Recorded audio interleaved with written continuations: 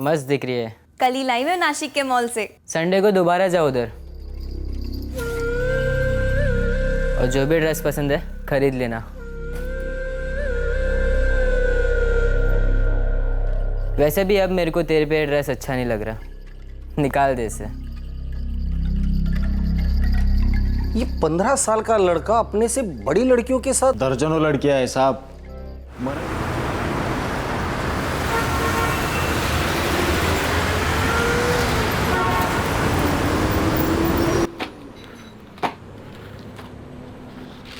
पूरा रोकड़ा दोगे? चलेगा ना? हाँ चलेगा।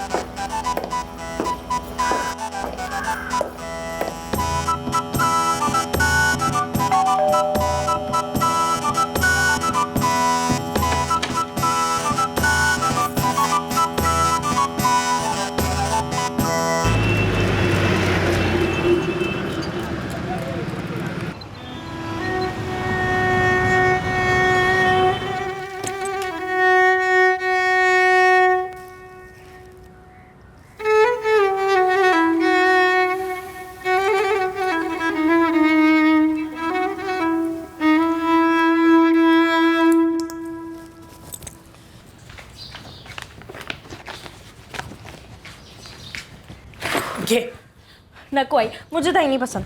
आरती, एग्जाम में अच्छे नंबर पसंद है ना? ये आई, अब तो ये खाने से आ जाएंगे। कब कब हर चीज में उल्टे सवाल करती है। ये नको आई, मुझे लेट हो रहा है। फिर बाबा तुझे छोड़ देंगे। नको, मैं फ्रेंड्स के साथ जा रही हूँ। ठीक है, अच्छे से लिखना।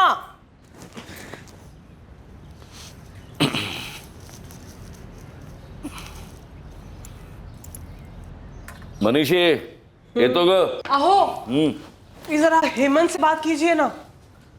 ये एसी तीसरी बार खराब हो गया है। लगता है इस एसी का ना अंतिम संस्कार करना पड़ेगा। मैं हेमंत को बोल देता हूँ कि इसे भंगार में बेच के नया लगवा दे।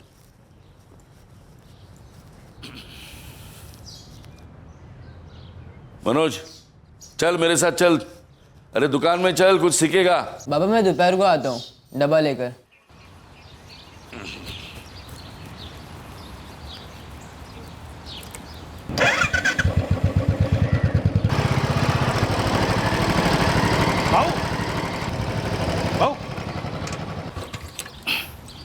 रे संतोष, वो रजिस्ट्रेशन के पेपर रेडी है? कब के रेडी है? मनीषा वहीनी से जाके ले लेना और रजिस्टर ऑफिस में जाके जमा करना। और वो रजिस्ट्रार के लिए कुछ मिठाई का डब्बा? अंधारे साहब से मैं बात कर लूंगा, तू तसं टेन्शन घेऊ नकोस। ठीक है बाबा।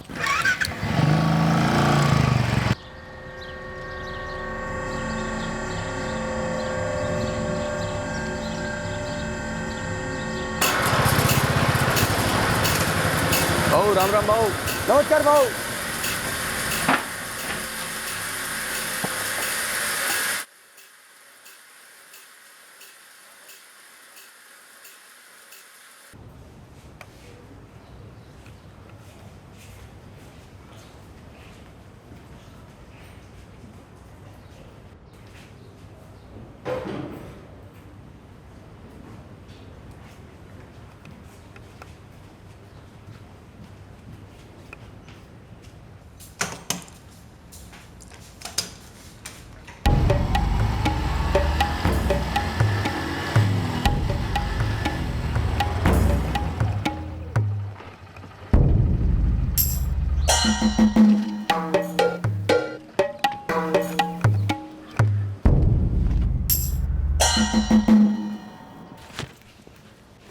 ना वो कागजात?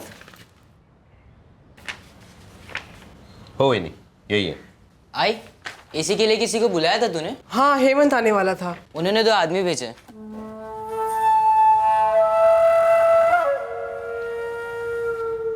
हेमंत आने वाला था, वो क्यों नहीं आया? ताई, हेमंत दादा को अर्जेंट में एक साइट पे जाना पड़ा। हम उनके वर्कशॉप में काम करते हैं। अच्छा ठीक है, एसी उस बेडरूम में है, जाकर देख लो। अरे मनोज, घर में दूध खत्म हो गया है बेटा, ले आना। कितना लाऊं? 1 लीटर।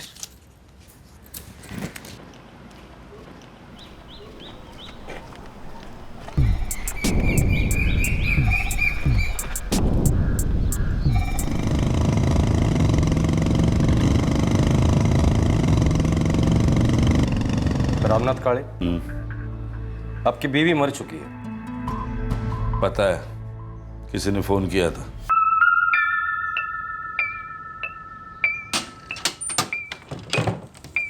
सर, अलमारी बिलमारी तो जैसे कि वैसे ही है। कोई चोरी तो नजर नहीं आ रही यहाँ पे। मेरा बेटा मनोज हॉस्पिटल में है, कातिलों ने उस पर भी हमला किया है। छोटे बड़े पकड़कर 10 टाँके लगे हैं, but now he is out of danger. बात कर सकती हूँ उससे? थोड़ा रुक जाइए, बहुत रो रहा है, शॉक में है इस वक्त।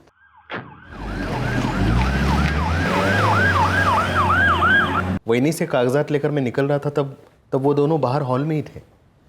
हेमंत खुद आने के बजाय उसने एसी ठीक करवाने के लिए 2 आदमी भेजे थे। ये बात तो हमें आपके छोटे भाई संतोष ने बताई है। अंदर के कमरे में मैं वहीं से कागजात ले रहा था तो मनोज आया, बोला 2 आदमी आए बाहर, कह रहे कि हेमंत ने भेजा। फिर मैं घर चला गया। 10-1 मिनट बाद मैंने मनोज की चीखें सुनी। मैं बाहर आया, देखा मनोज घायल हो गया, खून बह रहा था। मैं अंदर आया, वहीं ऑफ हो चुकी थी।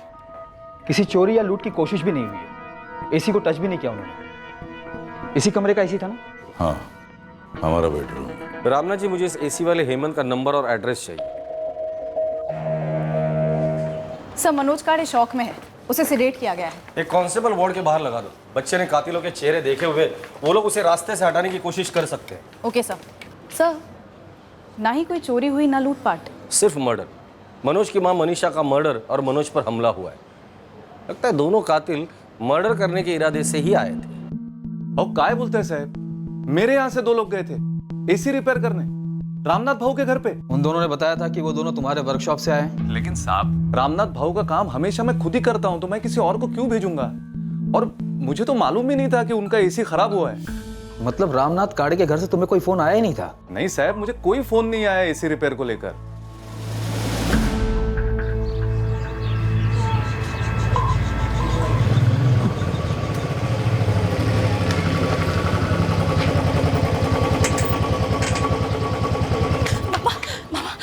काय झालं?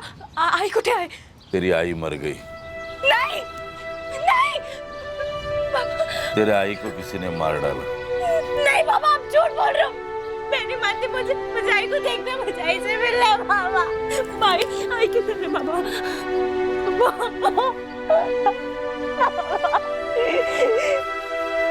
गले पर वार इतनी जोर से हुआ था कि लगभग सारी नसें कट गई। ब्लीडिंग काफी हुई होगी और शायद विक्टिम चिल्लाई भी नहीं होगी, क्योंकि आस पड़ोस में किसी ने चीखें नहीं सुनी। इंस्टेंट मौत हो जाती है अक्सर। वैसे विक्टिम का बेटा कैसा है? आउट ऑफ डेंजर, अब वार्ड में शिफ्ट किया है उसे। पर अजीब बात यह है कि घर से एक पैसा भी चोरी नहीं हुआ है। सर, एक और अजीब बात हुई है। वो एसी रिपेयर करने वाला हेमंत कह रहा था कि उसने रामनाथ काड़े के घर किसी को भेजा ही नहीं था। वो तो ये भी कह रहा था कि उसे मालूम ही नहीं था कि रामनाथ काड़े के एसी में कोई प्रॉब्लम हुई है। ये कैसे हो सकता है राणे? पर मैंने कब कहा कि मैंने हेमंत को फोन किया था एसी रिपेयर करने के लिए? तो हेमंत ने अपने आप से 2 लोगों को भेजा? मुझे नहीं पता। आप हेमंत से क्यों नहीं पूछते? सर, हेमंत को बुलाया, 5 मिनट में पहुंचेगा यहाँ। तुम्हारे बोले बगैर तुम्हारा एसी मैकेनिक हेमंत तुम्हारे घर पर 2 लोगों को क्यों भेजेगा? साहेब, मी बोललो ना, त्याला विचारा। वो 2 लोग तुम्हारे घर पर आए, तुम्हारे बीवी का कत्ल किया, बेटे की जान लेने की कोशिश की, पर घर से 1 रुपया भी नहीं चुराया। क्यों मारा होगा तुम्हारी बीवी को? मुझे पता होता तो ऐसा होने देता मैं? साहब, कुछ तो बड़ा झोल है इसमें। मतलब? साहब, मैं वहाँ पे था, कागजात पढ़ रहा था, तभी मनोज वहाँ पे आया और कहने लगा वहीं से कि हेमंत ने 2 आदमी लोगों को भेजा है एसी रिपेयर करने के लिए। मैंने उनसे पूछा कि कौन हो, क्या काम है, तो उन्होंने कहा कि उन्हें हेमंत भाई ने भेजा। हेमंत भाई ने भेजा तुम दोनों को? हाँ, हेमंत भाई बोले बेडरूम का एसी है, इसीलिए मैं उन्हें अंदर ले गया। आई, एसी के लिए किसी को बुलाया था तूने? हाँ, हेमंत आने वाला था। क्या तुम उनका हुलिया बता पाओगे हमारे स्केच आर्टिस्ट को? ट्राई करूंगा मैडम। मैंने उन्हें देखा तो था, लेकिन अब सब धुंधला लग रहा है। मैंने भी ठीक से ध्यान नहीं दिया, बस एक नजर पड़ी उन दोनों पर। फिर भी जितना याद आए बताते जाना, काम आएगा हमारे। हे काय साहब, ये मेरे साथ गुनहगार के जैसा सलूक क्यों कर रहे हो, और वो भी इस लॉकअप में? क्योंकि एक संगीन जुर्म हुआ है, कत्ल, और कातिलों ने तुम्हारा नाम लिया है। मैंने अपने सारे टेक्नीशियंस को आई कार्ड दिया हुआ है, और वो सब आई कार्ड का कॉपी मैंने आपके वो राणे साहब के पास सबमिट किया हुआ है। मैंने रामनाथ भाऊ के घर किसी को नहीं भेजा।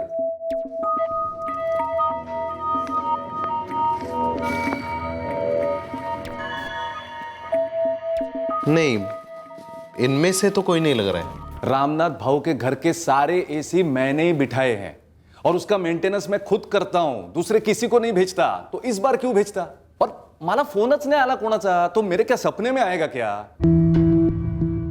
सर ये प्लान मर्डर लग रहा है। मनीषा काले ने अपने पति रामनाथ को बेडरूम का एसी ठीक कराने को बोला था, और इस बात को आड़ में रखकर 2 हत्यारों को भेज दिया गया। मर्डर के अलावा उन दोनों ने किसी चीज को छुआ तक नहीं। लगता है अटैक का मकसद ही था मनीषा का मर्डर। मनीषा ने मनोज को दूध लेने भेजा, ये एक इत्तेफाक था, चांस था, वरना ये 2 हत्यारे मनोज का भी कत्ल कर देते शायद। ये रामनाथ काळे, इसकी शक्ल से, व्यवहार से ऐसा लगता नहीं है कि अपनी बीवी के मर्डर का इसे दुख हुआ है। सर मैंने आसपास से पता लगाया, इस रामनाथ काड़े का टिम्बर मार्ट है, होलसेल का बिजनेस है, काफी पैसे वाला आदमी है, इलाके में भी दबदबा है इसका। पूरी हिस्ट्री निकालो इस रामनाथ काळे की। हेमंत को रामनाथ ने कॉल नहीं किया था एसी के लिए। हेमंत भी यही कह रहा है सर कि उसे कहीं और से कॉल आया ही नहीं। फिर भी 2 लोग वहां मैकेनिक बनकर पहुंचते हैं। बेटा मनोज कहता है कि उसने इन दोनों को पहले कभी नहीं देखा। हेमंत सच बोल रहा है, क्योंकि ये दोनों जरूर किराए के हत्यारे होंगे और वहां सुपारी को अंजाम देने गए थे। अब सवाल ये है कि ये सुपारी दी किसने? कई सौदे नगद कैश में हो रहे थे, गले में ढेर सारा कैश आ रहा था रोजाना। क्या इसका मनीषा काळे के कत्ल से कोई ताल्लुक था? रामनाथ काळे की कोठी पर आए दोनों हत्यारों का मकसद काफी साफ मालूम हो रहा था, लेकिन यह कत्ल किसने और क्यों करवाया था, इस सवाल का जवाब एक गहरे कोहरे में लुप्त था, और इन्वेस्टिगेटिंग टीम को इस कोहरे को हटाना था। घर में एसी खराब हुआ था सुना, मनीषा काळे ने कभी इस बारे में आपसे जिक्र किया? मेरी ज्यादा बात नहीं होती थी, वो थोड़े बड़े लोग हैं ना। नहीं, मनीषा वैसे सबसे घुल-मिल कर रहती थी, बस थोड़ी बात कम किया करती थी। एसी खराब हुआ था बोल रहे हैं, उसी बहाने ठीक करने आए थे, ऐसा सुना मैंने। वो तो नहीं पता, लेकिन अजीब लगता है, इतने बड़े आदमी के घर ऐसे कैसे कोई घुस आया?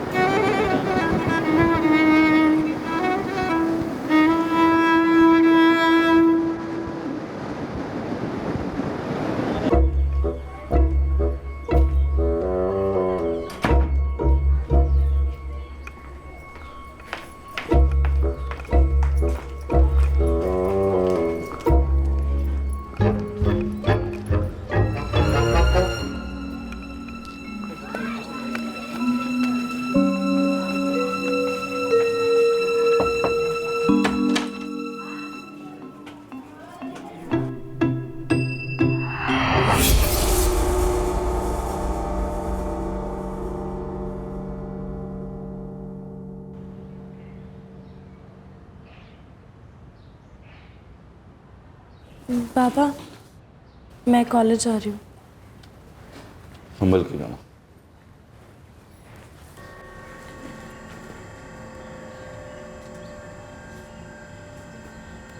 मनोज, मनोज एक काम कर, बाबा के साथ दुकान पर चला जा, तेरा मन लगा रहेगा।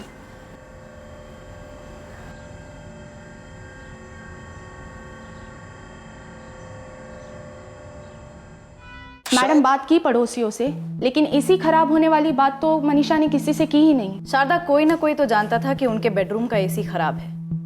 इसी जानकारी का फायदा उठाकर वो हत्यारे घर में घुस पाए और कत्ल कर पाए।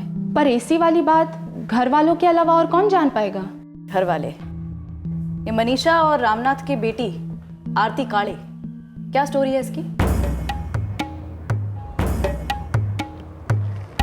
कोई बॉयफ्रेंड? ऐसे खुल्लम खुला तो कुछ नहीं है, लेकिन ये भी हो सकता है कि आई का मर्डर हुआ है तो सब दबा दबा हो। पड़ोसियों ने भी कुछ नहीं कहा वैसे। और ये रामनाथ काले?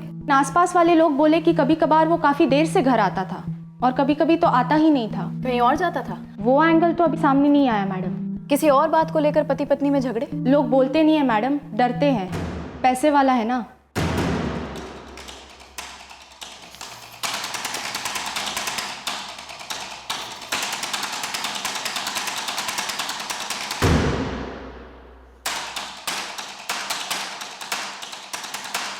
संतोष काले का कहना है कि वो पक्का नहीं बता सकता। काफ़ी जोर देना पड़ा मुझे, उसके बाद ये निकल पाया। पता नहीं हमारे काम के हैं भी या नहीं। जिन हत्यारों को हम ढूंढ रहे हैं उनके हुलिये शायद इससे अलग होंगे। एक काम करो, और थोड़ा फाइन पॉलिशिंग करा।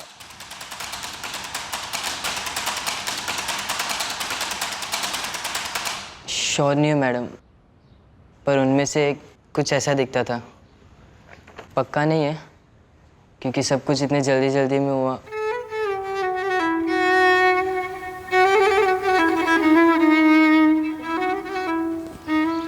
भाऊ, वो कागजात मैंने रजिस्ट्रेशन के लिए दे दिए। 1-2 दिन में बात करता हूँ अंदारे से।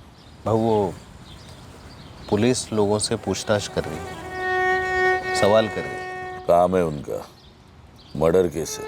लेकिन भाऊ, मुझे लग रहा है वो मुझ पर भी थोड़ा शक जैसा कुछ कर रहे हैं। उन्हें उनका काम करने दो।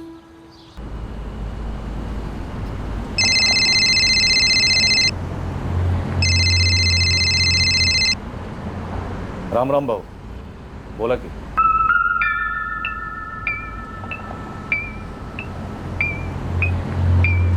राम राम साहब, एक तो नासिक सिटी और दूसरा सिन्नर मार्केट, दोनों जगह फील्डिंग लगा दो।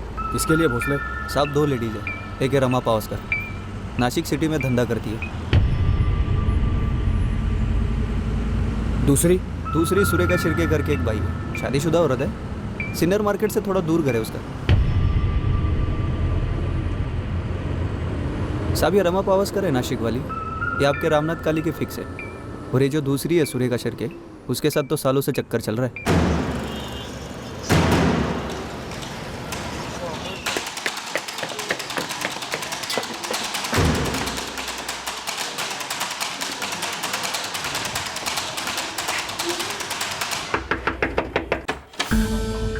रमा पावस्कर?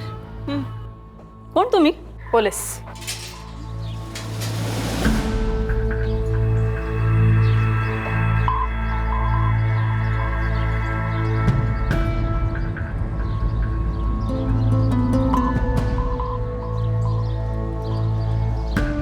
सुरेखा शिर्के?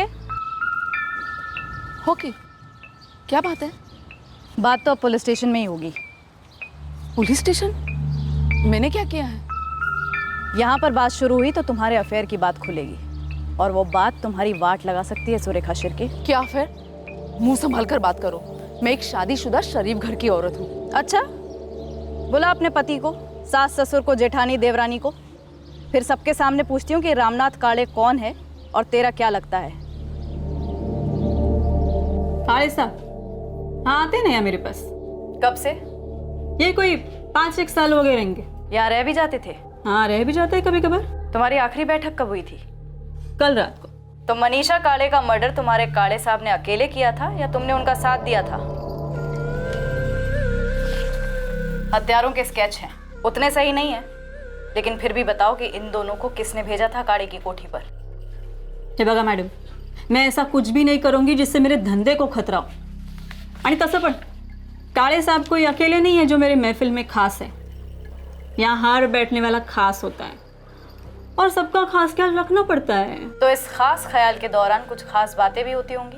हाँ होती है ना, हर महफिल में होती है। रामनाथ काले ने तुमसे क्या खास बात की? वही जो हर दूसरा करता है, अपने घरवाली की थोड़ी सी बुराई और मेरी ढेर सारी तारीफ। तुम पर ढेर सारे पैसे भी खर्च करते हैं। मैडम, अभी यही तो मेरे कमाने के दिन है। अभी ये कोई प्राइवेट नौकरी तो है नहीं कि जो हर साल पगार बढ़ती रहे, और ना ही सरकारी नौकरी जो बुढ़ापे के बाद वो पेंशन वगैरह दे दे। रामनाथ काले की पत्नी का मर्डर हुआ है, उसका बेटा बाल बाल बचा है। बुरा लगा सुन के, नहीं सच में बहुत बुरा लगा। अगर पता चला कि तू शामिल थी। नहीं पता चलेगा। देखो मैडम, और कुछ पता करना है तो पूछो, वरना माफ करो। सुरेखा शिर्के, रामनाथ काळे के घर पे जो 2 लोग गए थे वो कौन थे? मला नाही माहित। सुरेखा, रामनाथ काळे के साथ पिछले 6 साल से तुम्हारा अफेयर चल रहा है। हाँ साहब, चल रहा है, लेकिन मैं मना नहीं कर रही। और जाहिर सी बात है ये सब तुम्हारे पति के पीठ पीछे चल रहा होगा। उनको कुछ नहीं पता, मगर हम दोनों अपनी लिमिट जानते हैं। पर लिमिट तो क्रॉस हो गई है सुरेखा जी। मनीषा काळे का मर्डर हुआ है, आपके बॉयफ्रेंड रामनाथ काळे की बीवी। किसने मर्यादा पार की? सिर्फ रामनाथ ने, या तुमने भी साथ दिया था उसका? मनीषा को मरवा के मेरा कुछ फायदा नहीं हो सकता, और रामनाथ जी भी ऐसा नहीं कर सकते। फिर किसने मारा? पता होता तो पहले ही बता देती ना। क्यों अफेयर के बारे में सुनती बैठती? किसी और के मुंह से सुनने में अच्छा थोड़ी ना लगता है।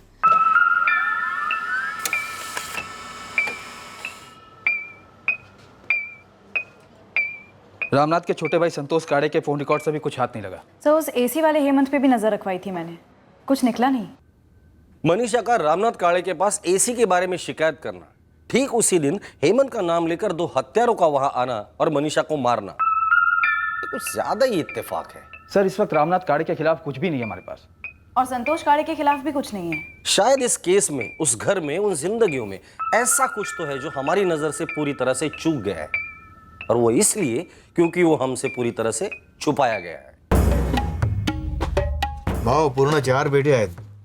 अरे लेकिन भाऊ, गिन तो लो। तूने दिए तो पूरे ही हो गए, नहीं हो गए तो तू भाग थोड़ी जाएगा। राम राम साहब। साहब, ये खबर आपके कितने काम की है पता नहीं। बोल फटाफट। साहब, ये मनीषा काळे मर्डर केस में बाइक इस्तेमाल हुई थी ना? हाँ, 2 लोग थे, बाइक पर आए फिर भाग निकले। इधर नासिक हाईवे को लगकर एक दिवाकर ऑटो मार्ट है, छोटा सा है। मैंने ऐसे ही बात छेड़ दी उधर सेकेंड हैंड बाइक के बारे में। आगे? तो आगे उसका मालिक है दिवाकर। बात में बोला इधर एक बंदा है ललित पवार करके, इधर ही नासिक का है। साहब, उसने पिछले 1.5 साल में 2 बाइक और 1 कार खरीदी है। हाँ तो? पूरा रोकड़ा देकर, 1-1 रुपया कैश। हाँ तो मनीषा मर्डर केस को लेकर खबर क्या है? साहब, मैं पहले ही बोला आपको, ये खबर आपके कितने काम की है पता नहीं। ठीक है भोसले, तू कोशिश करते रहे।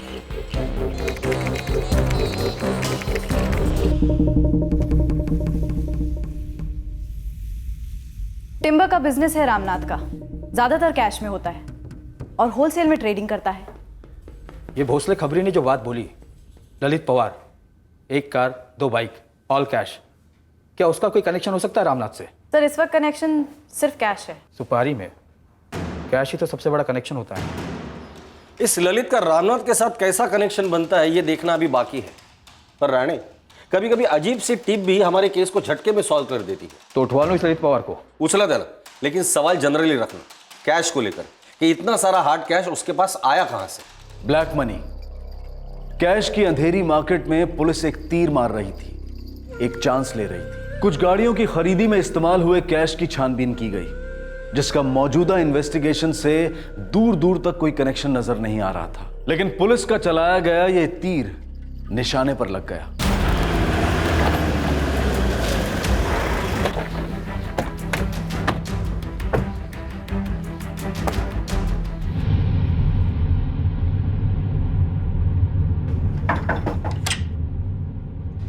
ये गाड़ी किसकी है? ही गाडी माझी आहे साहेब. कधी घेतली? साहब, हो गए 9-1 महीने. सुना दिवाकर को पूरा कैश दिया तूने? हो साहब, दिया. सुना इसके पहले तो किराए की गाड़ी चलाता था, Nashik Shirdi up down private taxi. हो मैडम, बरोबर. और तूने इतना सारा कैश इकट्ठा किया कि फुल कैश में गाड़ी खरीदी? सेकंड हैंड है साहब, बाबा के नाम पे लिए. अच्छा, तेरे बाबा ऐसा क्या बिजनेस करते कि उनके पास इतना कैश रेडी पड़ा था? नहीं, बाबा की सिर्फ नाम पे लिए, कैश तो मैंने ही भरी है. आसमान से गिरा? क्योंकि तेरे सेठ ने तुझे लोन वोन तो दिया नहीं? पूछा हमने. दरअसल साहब, मुझे पैसे मिले. मिले हुआ था? सड़क पे पड़े मिले थे? नहीं, किसी ने दे दिए, एक दोस्त ने. ललित पवार नाम क्या है इस दोस्त का? क्या क्या बोला तू? किसने कैश दिया था तुझे?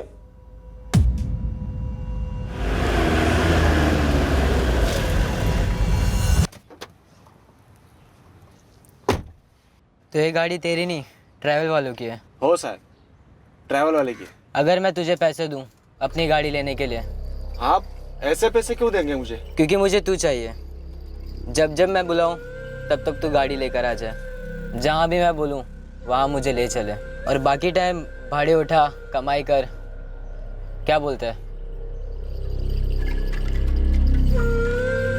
गाड़ी खरीदने का रोकड़ा मैं तुझे दूंगा, पूरा का पूरा कैश। बोल, मंजूर है? मनोज काळे, रामनाथ काळे का 15 साल का बेटा, और उसने तुम्हें 3 लाख रुपए कैश दिए थे सेकंड हैंड कार खरीदने के लिए। हाँ साहब, और उसके पहले 1 लाख रुपए दिए थे 2 सेकेंड हैंड बाइक खरीदने के लिए। बाइक्स का है? साहब वो तो उन्होंने अपने दोस्तों को दे दी। वो तुझे बुलाता था, किस लिए? कहाँ घूमता था ये 15 साल का मनोज? मनोज भाई शौकीन है। शौकीन?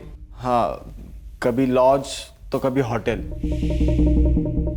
सर ये मनोज 9वीं में 2 बार फेल हुआ था तो उसने स्कूल छोड़ दिया था। पर लॉज में किस लिए? साहब वो कई बार अलग अलग लड़कियों को पिकअप करके मुझे वहां ड्रॉप करने बोलते थे।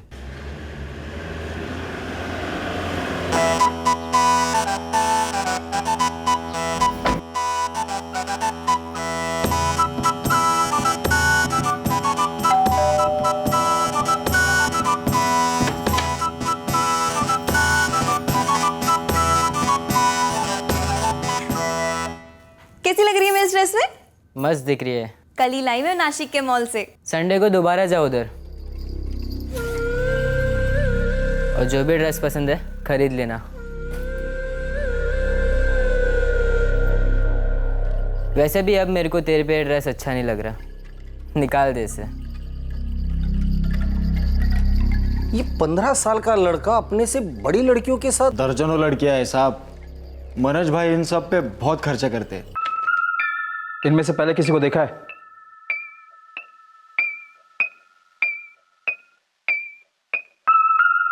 ये जाना पहचाना सा लगता है।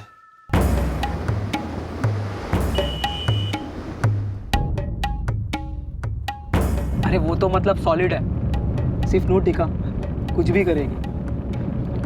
तो मिलवा दे, नोट तो है और सब कुछ करना भी है। वैसे भी अपने को रोज कुछ नया चाहिए। नाम, पता और कुछ जानते इस बंदे के बारे में? नहीं साहब, लेकिन मैंने इसको भी 2-4 बार लॉज पे ड्रॉप किया है। फिरून का बोलता है? सरळ बोला ना, इथे दुकानात मला खूप काम आहे, फोनवर नाही बोलू शकत का तुम्ही? हमें तुमसे बात ही नहीं करनी। तो फिर तुम सिर्फ बैठे रहोगे पालक की हैसियत से, क्योंकि कानून के हिसाब से पालक का हाजिर होना जरूरी है जब उसके नाबालिग बेटे या बेटी से पूछताछ होती है। इसलिए तुम सिर्फ बैठे रहोगे जब हम तुम्हारे बेटे मनोज से सवाल पूछेंगे। मेरे बेटे से सवाल? क्यों, उसने क्या किया है? वो तो हम उसी से पूछेंगे, लेकिन रामनाथ काळे, यही सवाल अगर तुमने मनोज को सही वक्त पे पूछे होते ना तो आज ये नौबत नहीं आती।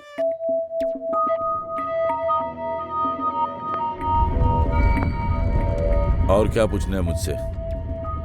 वो 2 लड़के जो आपके घर आए थे, आपकी पत्नी का कत्ल किया, उनका नाम, नंबर और पता चाहिए हमें। अरे मैं इन्हें जानता ही नहीं तो बताऊंगा कैसे? बताया तो था आपको। मुझे और मेरे बेटे को पुलिस स्टेशन क्यों ले जा रहे हो? हमारे साथ चलिए तो सही, सब कुछ पता चल जाएगा।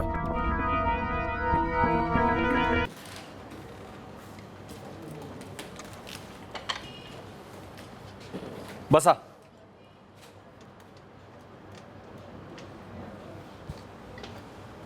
मनोज, ललित को तो तुम जानते ही हो। इसने हमें बताया कि जिस आदमी की स्केच हमने तुम्हारे संतोष काका के कहने पर बनाई थी उसे तुम पहचानते हो। ये नहीं सर, मैं इसे नहीं जानता। पर हम तुम्हें जान गए मनोज। 3 लाख कैश गाड़ी के लिए, 1 lakh cash 2 second hand bike के लिए, नूरी लॉज, खुशबू होटल, हफ्ते में 1-2 बार लड़कियों पर हजारों खर्च, कैश। अरे मनोज, सच है ये? तुम्हारे कॉल रिकॉर्ड हमारे पास है। उन दोनों को तो हम जैसे भी ढूंढ ही लेंगे। बेहतर यही होगा कि तुम सच बोल दो।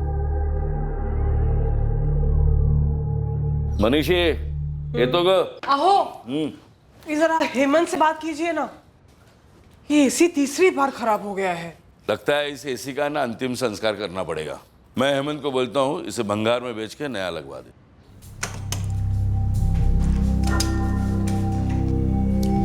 आज करना है. नहीं बोला ना आज करना है. निकलो अभी.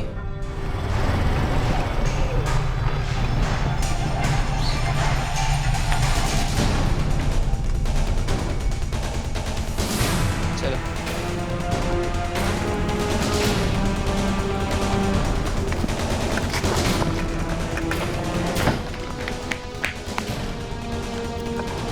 हो गया. हाँ हो गया. ठीक से हुआ. चेक किया. हो रे बाबा. मुझ पे वार करो. हाथ पे हल्के से.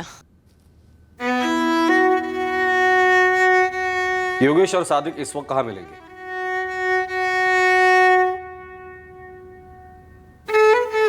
बताओ मनोज, क्यों किया ये सब?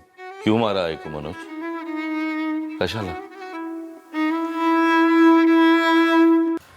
बाबा आज खाने में कोंबड़ी और सुबह की सब्जी है. हाथ धोले. दोनों मिलके खाते. नहीं बाबा, मैं घर से खाकर आया हूँ. अब खा लीजिए, मैं यही वेट करता हूँ.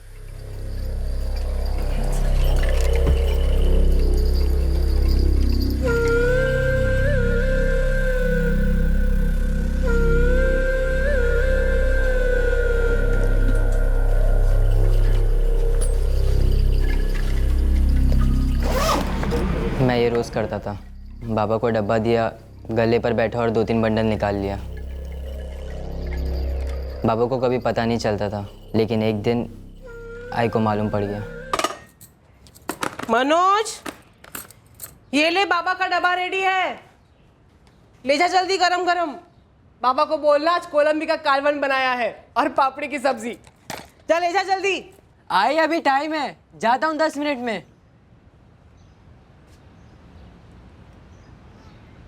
सुन, डब्बा तेरे बैग में रख रही हूँ.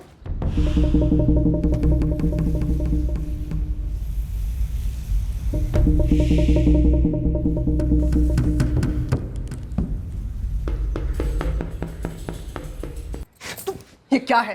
क्या है ये? तेरे बैग में इतने सारे पैसे कहाँ से आए? चोरी करता है, चोरी करता है तू. जी बाबा नाही होते आज. सांगते त्यांना. नहीं आई. नहीं बाबा ना सांगू नको. नहीं, माफ कर दे आई, माफ कर दे. तू पहले मुझे बता कि तू इन पैसों का क्या करता है. कुछ नहीं आई.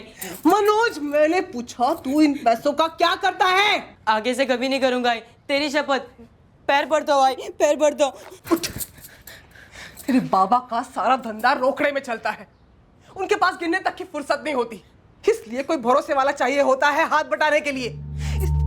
और तू चोरी करता है, जबकि कल सब कुछ तेरा ही होने वाला है. तब क्या करेगा? एक हफ्ते में सब कुछ उड़ा देगा. हाँ, माफ कर दे. आगे से कभी ऐसा नहीं करूंगा आई. तू ये सारे के सारे पैसे आज अभी गल्ले में वापस रखेगा. हाँ हाई रखूंगा. आइंदा कभी गल्ले के पैसों को छुएगा? कभी नहीं आई, कभी नहीं. मनोज, मैं रोज के रोज तेरी बैग चेक करूंगी. रोज चेक करना. आगे से कभी नहीं करूंगा ऐसा. देखती हूँ. तू इस बार बाबा को तो नहीं बताएगी ना? ए मनोज, एक 20,000 चाहिए थे, दे ना. बाद में, अभी नहीं है. भाव क्या खा रहा है? दे ना, अर्जेंट है. अरे बोला ना अभी नहीं है. चिल्ला क्यों रहा है बे? तूने जब जब कुछ भी मांगा है मुझसे, मैंने हर चीज के लिए हाँ कहा है ना, और वो भी स्माइल के साथ. देख अब ज्यादा नाटक मत कर, वरना अगली बार भी नहीं दूंगा. समझी?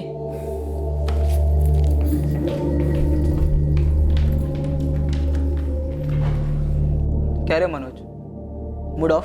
2-3 हफ्तों से देख रहा हूँ तुझे. तेरा चेहरा बहुत रुका सूखा सा लग रहा है. जब पानी नहीं मिलेगा तो सब कुछ रुका सूखा ही रहेगा ना. पैसे क्यों नहीं तेरे पास? है एक टेंशन. पैसा है तेरे पास, और ये पैसा है ना हर टेंशन को मिटा देता है. बोल, क्या टेंशन है तुझे? आई मेरी माँ.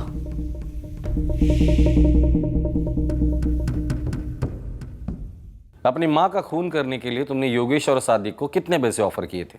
4 लाख. जो तुम इन दोनों को मर्डर के बाद देने वाले थे. हाँ. क्योंकि तुम्हें रोकने वाली, बाबा को बताऊंगी ये धमकी देने वाली तुम्हारी आई रास्ते से हट जाती तो तुम रोज आराम से अपने बाबा के गले से पैसे चुरा सकते थे. इतनी कम उम्र में ये सोच? ऐसा केस मैंने अपने करियर में आज तक नहीं देखा। तुम पर भी कुछ तो असर हुआ ही होगा। अपना खून है तुम्हारा। तुम्हारे नाक के नीचे तुम्हारे बेटे ने अपनी मां का कत्ल किया है।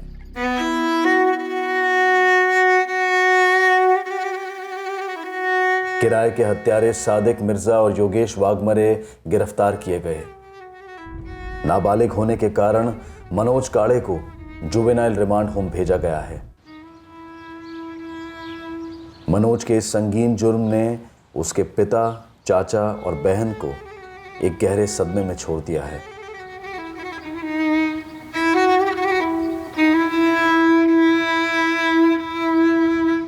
सादिक और योगेश को आईपीसी की धारा 302 के तहत हत्या के लिए, धारा 451 के तहत गुनाह करने के लिए किसी के घर में घुसने के लिए और धारा 120B के तहत क्रिमिनल कॉन्स्पिरेसी के लिए गिरफ्तार कर जुडिशियल कस्टडी में भेज दिया गया है। इस केस की इन्वेस्टिगेशन से जुड़े सभी लोग स्तब्ध रह गए। एक 15 साल का बालक अपने पिता के गले से कैश चुराकर एक अय्याशी भरी दोहरी जिंदगी बसर कर रहा था और जब उसकी सगी मां द्वारा उसकी चोरी पकड़ी गई तब उसने बड़ी निर्दयता से अपनी मां का ही कत्ल करवा दिया। आजकल जरूरतों से ज्यादा हासिल करने की चाहत दुनिया का दस्तूर बन चुकी है और उपभोग की अनगिनत चीजें इतने आकर्षक और इतने आसान तरीके से उनके इर्द गिर्द मंडराई जाती हैं कि इसके लिए सिर्फ इंसान के लालच को दोष देना जायज नहीं होगा। तो फिर दोष का ज्यादा भार किसको जाना चाहिए? हम सिर्फ उम्मीद कर सकते हैं और खुद उदाहरण बन सकते हैं एक सुनहरी कहावत का, सादा जीवन उच्च विचार। ये बेहद जरूरी है कि हम अपने आप को और अपनी आने वाली पीढ़ियों को इस तेजी से बढ़ते कंज्यूमरिज्म यानी कि उपभोगवाद से बचाएं। मनोज इस वक्त बेल पर बाहर है, जो खुद उसके पिता रामनाथ ने करवाई और अब वो अपने परिवार के साथ रह रहा है। इसी विचार के साथ अब मैं अनूप सोनी आपसे विदा लेता हूं। फिर मुलाकात होगी अगले एपिसोड में एक और चौंका देने वाले केस के साथ। तब तक सुरक्षित रहें, सतर्क रहकर एक अच्छे नागरिक का फर्ज अदा करें और देखते रहें क्राइम पेट्रोल सतर्क। सबक एक को, सीख हम सबको। जय हिंद।